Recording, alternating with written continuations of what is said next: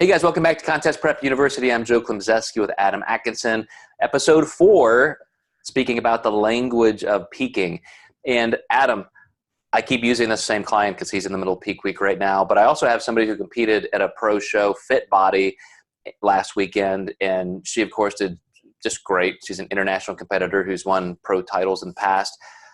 But one of the reasons she's able to do that is because she can get so lean. And the reason she crossed over to Fit Body is she's got striated glutes. She's just unbelievably, quote, grainy. You see those shoulders, sliced, peeled, shredded, diced, any other word you could throw in there, as people do in these terms. That's what comes to your mind is when somebody's that lean. And in terms of peaking, like my client who I thought was getting a little bit softer as he got fuller, and the fullness was great, but we have to make sure tightness is the premier feature that he's going to have on stage. We had to pull him back a little bit.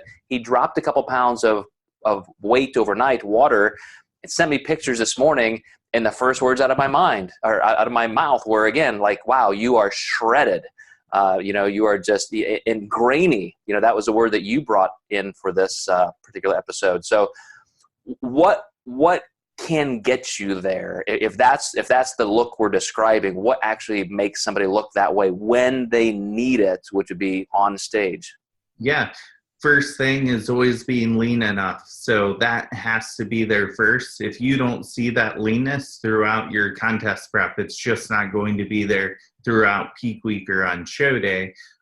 Keeping the muscle tissues hydrated, and then making sure that any water you're putting in the body is directed in the muscle tissues. So making sure your sodium and potassium balance is good. And then therefore you will be shredded and grainy. So this usually applies to men, and like you said, women's physique competitors who are competing. You really, for a bikini competitor, you would never want to hear those terms come out of a coach's mouth. And I agree. Body composition has to be there. That's what gives you the ability to be grainy. But if you're describing these things to a coach on contest day, especially, or through your photos, you mentioned the need, Adam, for communicating to your coach. If you're seeing just that super tight skin, and specifically, striations in the muscle tissue, really tiny fasciculating feather striations, that's what I would say. If I'm using a word like this, like I'm just grainier than ever, I'm whatever, sliced, peeled, that's just that kind of next step from tightness. We talked early on in the first couple episodes about tightness, and you can be tight, but when you got that extra little, like, this is perfect, I've never been this detailed may be another word, to go along with grainy, then that's something to pay attention to, because you probably have enough hydration, but as Adam said, it's in the muscle tissue where you want it. So you can start thinking of the variables in the context that got you to that point. That's something really important to pay attention to. Absolutely.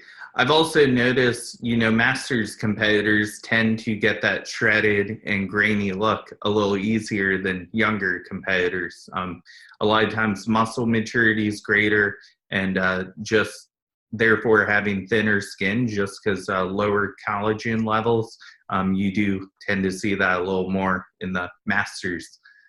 Yeah, I remember being a youngster competing in my first contest 30 years ago.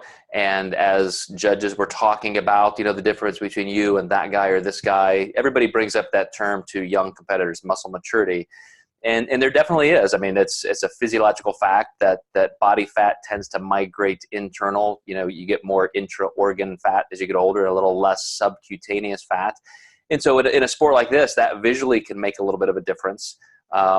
So yeah, I mean, I also have a competitor right now who is on the older side, plus 50, and she's got that graininess, but then the skin tightness because of loss of collagen is a little bit different. So there are places where the skin is a little bit less tight and dare I say saggier, but then other places where the skin tightness doesn't seem as pronounced in terms of a need. There's just that massive graininess in the delts and so forth. Yeah, absolutely. All right, guys, we're gonna bring you one more episode in the series, helping you understand the language of peaking. So sit tight, and we'll see you next time in Contest Prep University.